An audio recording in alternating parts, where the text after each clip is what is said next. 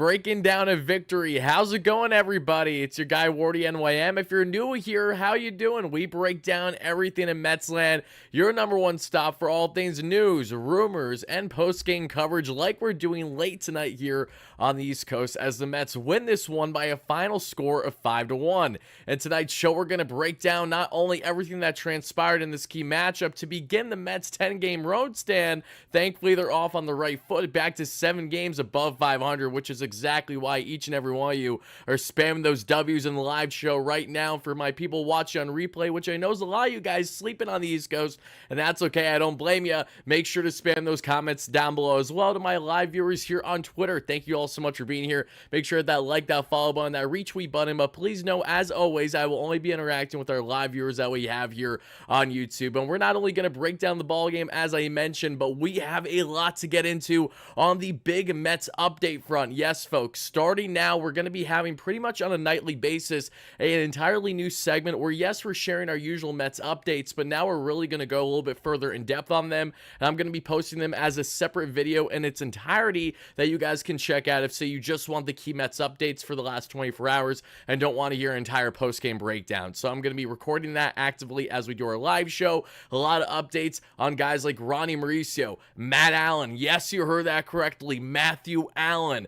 Brandon Sproat, Brett Beatty, Tyler McGill, just to name a few. And we're going to get into all the key takeaways that we see on the pitching end, where Mr. Paul Blackburn made his Mets debut, and he was nothing short of stellar. What were the key takeaways from Blackburn's outing is what we will, of course, break down with my good friend and pitching contributor Isaac Rothman, who has all the key details, all the fun numbers to tell you why Blackburn is a fine fit as the Mets' number 5 starter. And on the hitting end, we're going to break down Pete Alonso having himself a day, a big one when the Mets needed it. Brandon Nimmo swinging big time, and everyone in the Mets lineup recorded a hit in today's outing. If you see any zeros, that's only because some guys came in as late game replacements, like Jeff McNeil, who came off the bench today. Everyone recorded a hit for the Mets on the offensive end, which you absolutely love to see. Folks, we have a lot to get into, as we always do, but as always, no matter what, let's let it rip as we always do with the official WardyNYM post-game jingle.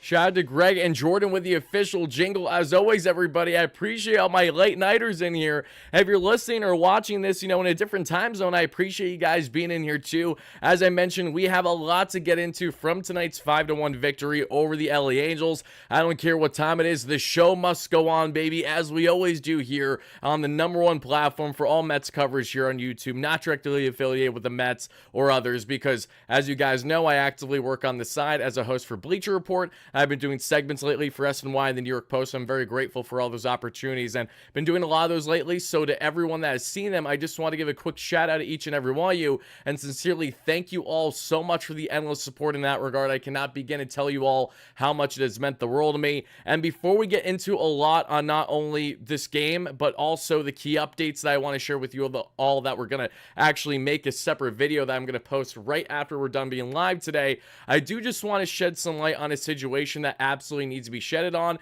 Just for a second, everybody, I will not be long-winded with this, but it is very important that I take at least a minute or two here to inform you all, and I'm going to make sure that this is available for you all in the description of the live show shortly after I break it down to each and every one of you. Folks, we all have a common friend here on the channel, and his name is Mark Brooks. And Mark Brooks, for those that don't know, has been a fantastic supporter of mine, has even been beyond generous to gift myself a handmade hiking stick with the Mets retired numbers in it as a diehard Mets fan. Mark has been a longtime member on the channel, and something absolutely tragic happened to him recently that was brought to my attention, and I greatly appreciate Angelo for setting this all up, a mutual friend, a fellow YouTuber as well. Sadly, Mark's house went up in flames of recent, and a lot of tragedy happened with his pets in the house, and even the firefighters were sadly hurt with everything. Thankfully, Mark and his family are okay, but they're in desperate need of help. So if you guys could please take a moment to check out our fellow Mets fan Mark Brooks and his GoFundMe to help him get back on his feet, him and his family. Literally the most selfless guy that you could possibly meet, and something so tragic happened to him and his family that is certainly far from deserving, to say the least. Please make sure to check out his GoFundMe, and thank you all so much in advance for doing so. I'm now going to put it all in the link here that you guys can check out through the YouTube chat, and I will also put it in the description for each and every one of you. Terrible news, absolutely terrible. Again, many of you guys know who Mark is already in the community. He's been a longtime member here. You guys remember when he first gifted me the stick like it was yesterday. A tremendous human being who I cannot say nothing short of amazing things about, both him and his family, and I just want this man to get the support that he rightfully deserves. So I have the GoFundMe link. It is available to you all now in the description of the live show. And again, thank you all once more for taking the time to consider giving back to a fellow Mets fan in dire need at the moment. So I do apologize, folks, if this has been a little long-winded. I may even crop this after the fact for my replay viewers, as I'm going to post them as separate segments now, because there were so many key updates to get into that I wanted to do it as a separate video, but I figured let's just do it this way where I can record it through my software. And now let's roll on with what happened here in Metsland today, because the Metsies, again, they got a nice, comfortable 5-1 victory in this matchup over the LA Angels, and there were a couple things that stood out greatly for me today, and a lot of it has to do with Paul Blackburn and the great success that he had. So we're going to highlight Paul Blackburn big time and why he looks so strong in 6 strong innings of 1 earned run ball, 6 Ks, a couple walks, and 6 hits. We will gladly take that from Paul Blackburn. So folks, let's get into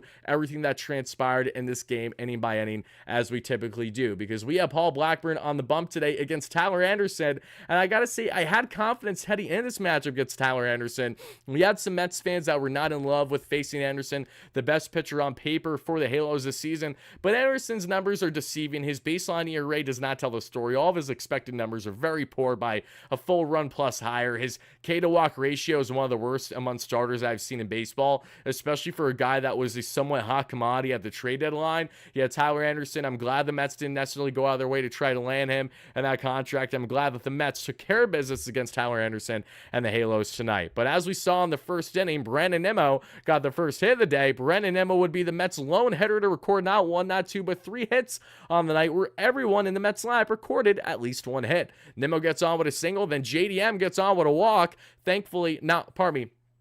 Not thankfully, sadly, I should say, Pete Alonso, Mark Vientos strike out in back-to-back at-bats to end it there. That we saw Paul Blackburn give up a leadoff single to Nolan Chanul, I'm going to butcher the last name, Nolan, for the Halos, 1 on there. Then he gets Luis Renifo to strike out, thankfully. That was a man that I thought was 100% going to be traded at the deadline. But shout out to the Halos. They might as well have the same GM and same ownership as the Rockies, because both of them are equally as incompetent. Logan Hoppe gets on, Logan O'Hoppe, diehard Yankee fan growing up, so not a fan of him personally, gets on with a walk, 2 on, less than 2 out, but thankfully a huge double play ball, some huge double plays turned by this Mets infield from guys like Mark Vientos, Jose Iglesias, Francisco Lindor today. Vientos did have 1 hiccup on the defensive end that we'll get into a little bit later, but before that happens, Willie Calhoun grounds into a double play, which ends the inning. So already 2 on, less than 2 out. No problem for Paul Blackburn as he escapes that jam without a problem. And now let's get back into switching this template, everybody, that I actually meant to switch earlier. So I apologize for that I didn't do it sooner here. There we go. I want to switch it so that way when it's a separate video, it makes sense how it looks. You guys get what I'm saying. No less, we see in the top of the second, then Jose Iglesias rips his 10th double of the season. Mets with a runner in scoring position to kick off the second inning, and Francisco El Troll Alvarez does Alvy things by driving him in. Alvarez gives the Mets a 1-0 lead on an opposite field single. Mets go up 1-0, or pardon me, it might have not been opposite field. I think that was actually pulled left to Taylor Ward. I do believe I was correct there. Harrison Bader would then ground into a 4-out thereafter, and he would steal his 15th bag of the year, and Lindor would pop out then to end the inning. But the Mets do get a 1-0 lead here, and Mickey Moniak gets on with a single there in the bottom of the second. A hit by pitch on Zach Neto later leads to Joe Adell driving in the game-tying run for the Halos. Joe Adell, who's had such an up-down year, tremendous power, but a guy that feels like he's been a prospect for the past 10 years for the Angels. Seriously, it's insane. And this comes, talking about the Angels right after the news of Mike Trout, who's now out for the rest of the season with another tear. So heartbreaking to hear about Mike Trout and all the ailments he sustained the past 4+ years now. I'm wishing him a very speedy recovery for one of the best to ever do it at the major league level. And it's a damn shame to see how much a guy like Mike Trout has fallen from grace because of injuries. And I know they're not the same situation, but it's hard to not think of David Wright when you see what's going on with Mike Trout right now. Just two elite players when they're right and when they're healthy, but they have not been able to stay healthy because of multiple back problems, ailments, spinal stenosis, among other things. And I really feel for Mike. I do. Just the fact that he was never able to win and have a true competitive club with Shohei Ohtani enough to even push for playoffs consistently is nothing short of heartbreaking. So thank you, Mike. We all are. All true baseball fans are. Joe Adell, though, makes it 1-1, tied in this ball game, but Francisco Alvarez and Lindor get a beautiful tag to throw him out, trying to steal second base. And Luis Guillorme, who got the start today in the infield for the Halos, who had one tremendous play against the Mets in a true wizard fashion, that is Luis Guillorme. That would be the third the third out, as he would be called out on a high strike that was clearly a ball that the ump screwed him not once but twice tonight. And I felt for Guillorme. He got absolutely screwed there. You hate to see it. Let's see, folks. Let's get into more of this one as Brandon Nimmo rips his second single of the night here in the top of the third, and then he steals his 11th bag of the year. Brandon Nimmo stolen base alert. The reason why this is a big deal is Brandon Nimmo has never stolen 11 bags in his career. That is how crazy that is. So Nimmo gets his 11th stolen bag. The Metsies are up here. They're tied 1-1, I should say, but they would be up 3-1 thanks to a Polar Bear Pete Alonso, Big Meat Pete, Pistol Pete, Bomb, Tank, Nuke, whatever you want to call it. It's out of here. Alonso rips his 23rd home run of the season, and the Polar Bear gives everybody. And the Polar Bear gives the Mets a 3-1 lead. Alonso's 23rd home run of the year. He continues to tear the cover off the ball over the past week plus of games. And Alonso now with home runs, what feels like his third. Oh, wow, he's kicking my butt right now. Alonso with his third home run in what feels like his past 5 or 6 games at least, starting again in a groove here. And Alonso, who has fared well on the road for the Mets this season, I think is going to take advantage of the strength of schedule and the overall matchups that the Mets have for now their next 9 games after taking game 1 in Anaheim against the Angels here. Thank you for the bless you guys. I appreciate it. Normally I'm a 1 bless you guy, but lately I've been a 2 bless you guy, just like my dad. And I'm like, what's going on? Meaning I'm sneezing twice. Like, what are we doing here?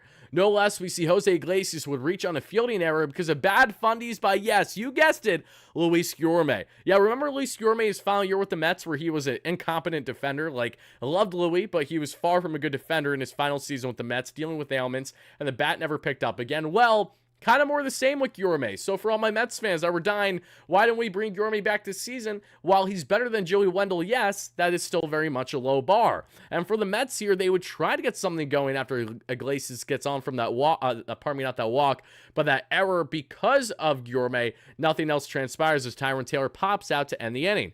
In the bottom of the third, we see the first 1-2-3 inning of the work for Mr. Paul Blackburn today, including a strikeout on Luis Renifo for the second time tonight. Then we see in the top of the fourth, Francisco Alvarez wouldn't do anything, but Harrison Bader Wood with his first of multiple hits on the day. Brandon Nimmo with his third hit of the day. Mets have runners on the corners, and JDM sadly flies out to leave them stranded. Mets still up just 3-1 here as we had the bottom of the fourth where Taylor Ward, not me, Tyler Ward. No, it's not my cousin. It's just another T Ward, but this one is a schmuck because he's not on the Mets. Taylor Ward here, all jokes aside, gets on with a walk. Mickey Moniak then gets on with a single. 2 on, less than 2 out of Zach Nito would thankfully strike out. A nice ground out on Joe Adell. Another clean inning of work for Paul Blackburn, who again, yes, he gave up that 1 run, but really settled down for the most part. Didn't look erratic in this one.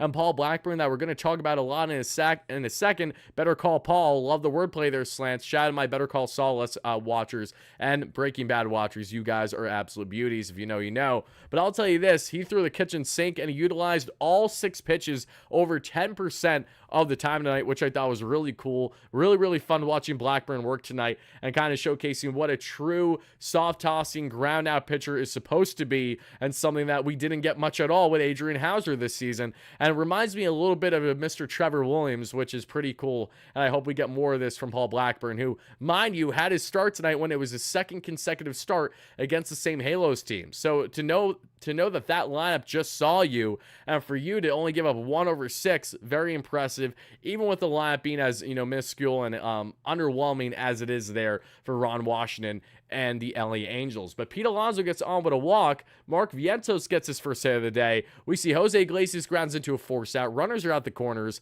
And sadly, Alvarez would pop out because of a diving, gorgeous catch. Superman himself. No, not Kevin Pillar, because Kevin was traded from the Angels, if I'm almost certain. Correct me if I'm wrong, folks. Wasn't he traded from the Angels right at the deadline?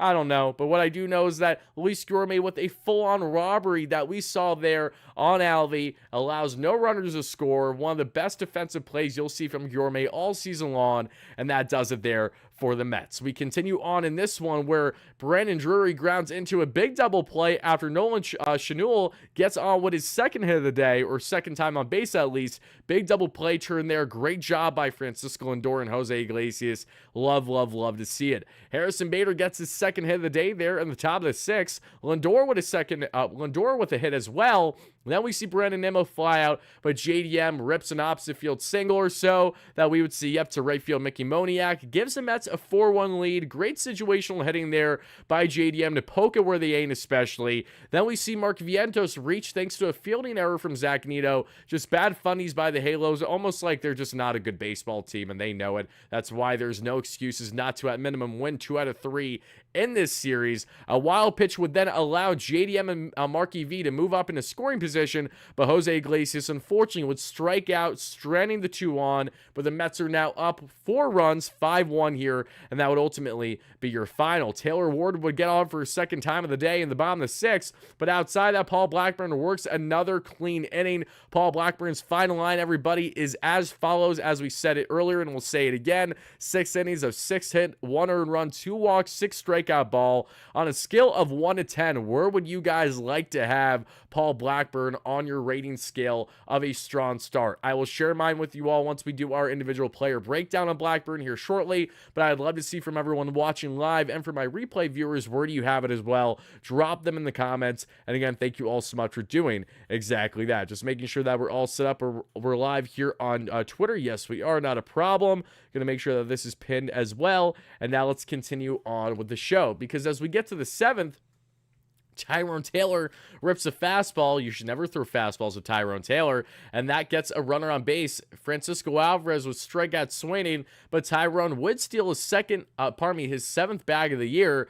Mets have a runner in scoring position, but sadly, Bader and Lindor go back-to-back, striking out and leave him stranded. We then head to the bottom of the 7th, where Jose Butto comes in for another multi-inning relief job where he works it masterfully. He strikes out Zach Neto and Joe Adell and gets Luis Gourmet to ground out to end the 7th. 1-2-3 work for Jose Butto, who continues to look dominant as a Mets multi-inning relief option. In the top of the 8th, the Mets go down in order, 1-2-3. Same with the Halos, 1-2-3. Another clean inning of work for Jose Butto with 2 shutty on the day. Mets would get a single from Tyrone Taylor in the 9th. That's all she wrote, though. And then we see Phil Maton come in there to try to secure the victory for the Mets in this one, and he would do exactly that. A Willie Calhoun ground out, a Taylor Ward line out, and a Mickey Moniak strikeout ends the ball game. The Mets go on to win this one again by a final score of 5-1, and they look to continue their winning ways and look to get to a point that they simply haven't gone to this season, which is 8 games above 500. If the Mets can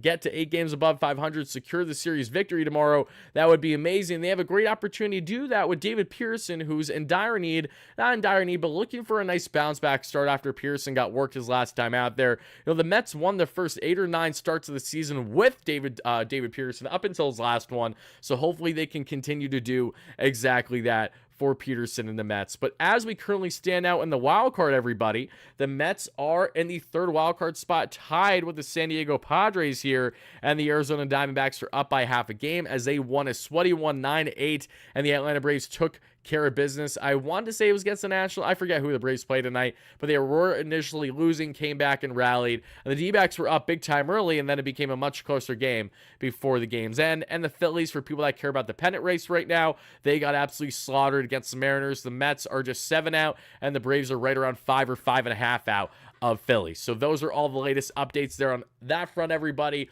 But Jose Butto continued to look fantastic as a multi-inning relief job for the Metsies here, and we're going to get into Paul Blackburn's greatness, what stood out about him in today's outing, and a little bit more on the offensive end, and then we will get into breaking down any key outings on the prospect end that we didn't highlight already that I broke down, talking about guys like Brandon Sproat, among others. But before we do that, everybody, let's take a quick word to talk about our amazing sponsor here on the channel, one that I hope you guys are getting involved with ASAP, because we have been doing awesome things with them. We have hit in at least one of our past 2 to 3 bets, and that is all thanks to our amazing friends here at BetUS, America's #1 sportsbook. Because in case you guys and gals do not know BetUS already, again, you can sign up by clicking my link that I have available for you all in the description down below, folks. That is if I can get this thing to roll or not. For whatever reason, this thing is not going to run for me, and if so, it is what it is. Just bear with me 1 second, folks. You know, when I would try to do a proper ad segment, usually I need to make sure that my computer properly operates with me, but today my computer, maybe it's because it's really late, maybe it's past 1 a.m. Eastern and it's just not feeling it. I'm not entirely sure. Maybe they're like, you know what, Wardy, it's a little late for us. We don't feel like doing any bets, but here's the problem. Your boy Wardy wants to do some bets as we look at the slates for the upcoming game. So we're not going to be doing that tonight because that is deciding not to pop up. So never mind that. We'll try tomorrow. Thanks for nothing there. Unfortunately, had a little bit of an error trying to sign in, but no worries. We will try again tomorrow, no problem. So, as we continue to break down the discussion, folks, we're not going to pivot to a sponsor. We're going to now just pivot and talk about the latest on the pitching front. And let's highlight the greatness that was, again, Paul Blackburn, because he was fantastic today, and that cannot be understated. I'm actually going to go back to the slide that shows the overall highlights because we have some really good clips here of Blackburn is painting and dotting corners that you guys will be able to see here shortly. Just give me 1 second, though, before I show you all of that. I want to make sure that we have this all set up, too, and then we will continue on here with the show, folks. Thank you so much for the patience. I greatly appreciate that. Oh, and one update I did want to share with each and every one of you folks, if I didn't mention this already, I did see the New York Mets official YouTube channel did post a really cool interview that they did with Jesse Winker today. Highly implore you all to check it out for my Jesse Winker fans out there that are as big a Jesse Winker fans that I am, especially just it's crazy to see the villain turn hero. Such an awesome story for the case of Winker here and for the Mets. And also my guy Jordan Simpson, who was the man who helped create the jingle that we do for the WardyNYM postgame jingle, was also interviewed and got a chance to shed light on what it means for him, you know, to not only be given this opportunity and just what he, you know, does as, you know, a Mets creator, but one who does it in a music way versus what I do, for example. So definitely highly important that you guys check it out. Thank you so much for doing that. But let's get into Paul Blackburn here. Let's see what my man Isaac Rothman has to say about him. Because again, Blackburn was absolutely stellar in today's outing. And there's a couple of key things that I noticed about Blackburn. And it wasn't just him throwing the kitchen sink, but it was really his ability to get ahead of hitters and the counts today, especially. And just looks like someone who is confident and really feeding off of the vibes around him. Like this was a guy that you could tell was absolutely amped up, knowing that he's a part of a ball club right now that is very much so, you know, in a race to push for playoffs, even pushing for a pennant still. Not to say that the Mets are going to get there, but it's great knowing that they're in the hunt right now. They're pushing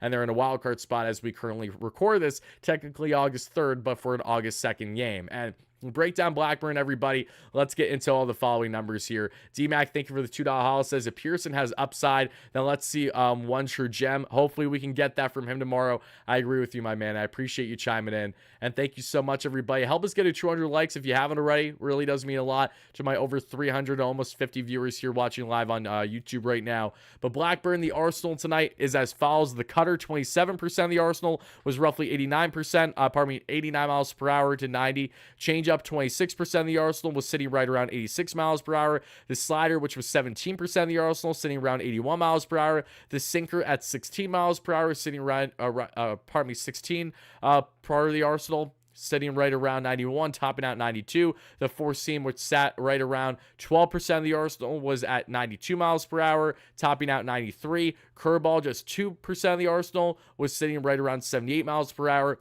And his first start with the Mets, Paul Blackburn saw his swing and miss rates and K total go completely up, and it couldn't have came at a better time, especially for his Metropolitan debut. To expand further on this, we saw Blackburn, you know, not only get the swing and miss that he was looking for at great rates, and the K total was going up, but this is what we noticed about what he tweaked. You know, he greatly increased his cutter usage from 19% to 27%, and it worked. His cutter grade grades out as his best pitch, and it was effective tonight. He had average 103 stuff plus on the pitch, but it was 108 tonight. So basically, he went from being 3% better than the average pitcher in baseball throwing a cutter to now 8% better than the average pitcher in baseball throwing said cutter.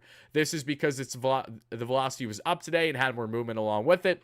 The cutter, which actually profiles more as a gyro slider than a true cutter, had a 44.4 chase percentage tonight. So great stuff. Nice swing and miss there by Mr. Paul Blackburn and the cutter today. And really interesting how he's mixed up and changed his arsenal for sure. That we see a guy that used to be heavy sinker, now having his sinker as far from his number one pitch. Tonight it was, for example, his fourth pitch in his six pitch mix that he utilized pretty well outside the curveball that he just threw 2% of the time. Everything else, though, was between 12 and 27%. So pretty effective on utilizing all those pitches. Very similar to Chris Bassett, for example, for you Mets fans to think about. Just don't think about playoffs, Chris Bassett, and you'll be fine. But Isaac thought his changeup especially was his best pitch tonight, though. He ranks in the 90th percentile in changeup run value, according to Baseball Savant, and he threw it a lot more tonight. That is true. That changeup has been a thing of beauty for him, and now his 10 starts the season, sitting just over a 4 ERA. Mind you, this is Paul Blackburn, who also missed a good chunk of time this season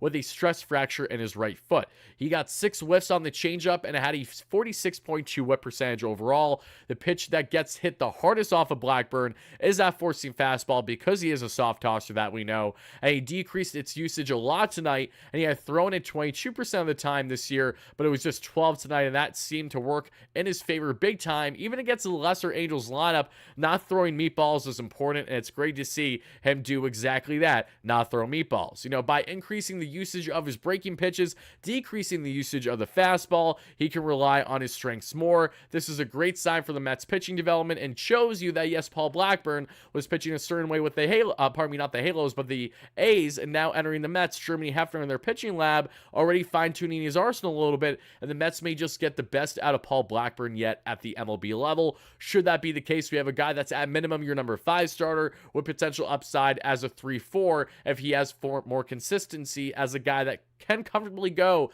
6-7 innings every time out there for you. Just have to make sure that you keep that walk rate down and keep the effectiveness high as a soft tosser, inducing those ground ball outs. But fantastic outing by Paul Blackburn today. I'm going to give him 7.5, 7.5 out of 10 as well. I think that's a great rating for him. Won't go 8 because he didn't give the Mets 7 innings of work today, but 6 strong is nothing to scoff at, nothing to be embarrassed by, something to be very impressed by and very happy about, to say the least. Shout out Paul Blackburn. What a great outing for him. Again, I don't know what the common consensus was in the chat, everybody, on how you felt on a scale of 1 to 10 rating Paul Blackburn, but for me, definitely giving him a 7 out of 10. As I mentioned, just fantastic stuff there from Paul, and looking forward to seeing his next start out there for the Metsies, which is going to be coming real soon. So before we get on to getting into the prospect report, let's talk quickly here on the offensive end for the Mets. What stood out for them is there were a couple things I would like to highlight with you all, as we typically do in our segments here. And with the offense today, again,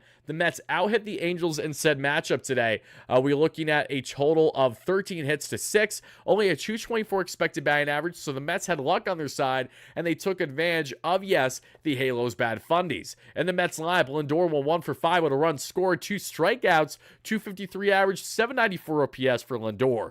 Brandon Nimmo 3 for 5 with a run scored, a 237 average, a 768 OPS. JD Martinez 1 for 4 with an RBI, a 265 average, a 790 OPS. Pete Alonso with a 2-run home run and a run scored, 3 strikeouts, but you know what? The Polar Bear, if you're going to strike out, you might as well hit bombs when you're not. That was the case for Polar Bear today. 242 average, 793 OPS. Mark Vientos 1 for 5, 284 average, 894 OPS.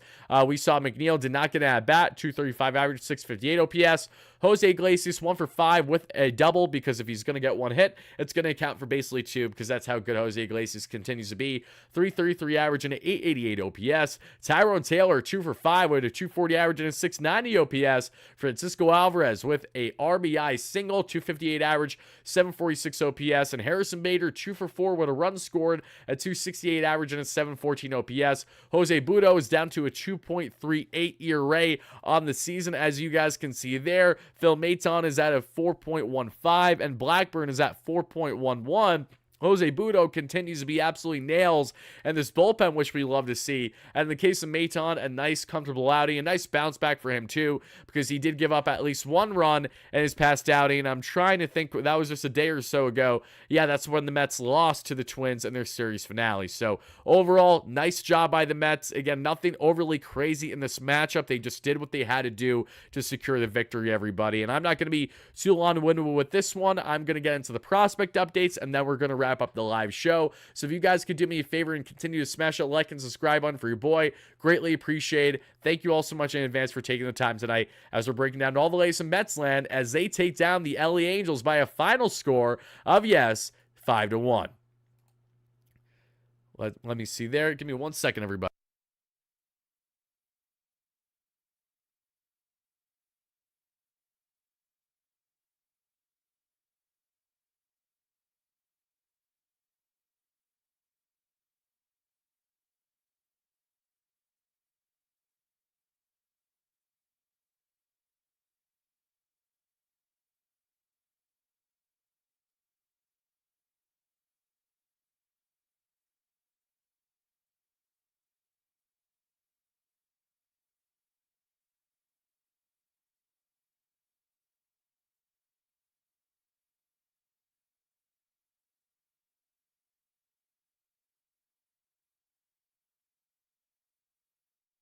Apologies, folks. I was just making sure that everything's set up because I'm going to be posting that clip that we did earlier in the show in a minute. But let's get into the prospect updates now, because let's see what happened with the Syracuse Mets outside of, some updates that I already shared with you. Not so much on the Syracuse Mets tonight, but more so just on AA with Brandon Sproat's brilliance. Outside of that, though, didn't talk about much, and it was postponed in Syracuse, which makes sense given the weather today. So never mind there with Syracuse. The Rumble Ponies, we talked about what we saw with Brandon Sproat striking out a whopping 13, which is so nuts. But let's see what happened on the offensive end for these guys too.